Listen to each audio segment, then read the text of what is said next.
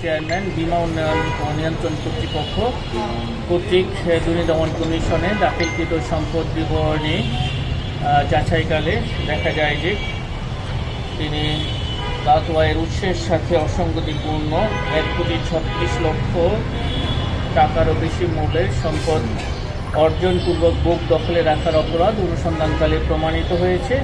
এই কারণে তার বিরুদ্ধে দুর্নীতি দমন কমিশন আইন 2004-এর সংশ্লিষ্ট ধারায় মামলা রুজুর সিদ্ধান্ত গৃহীত হয়েছে।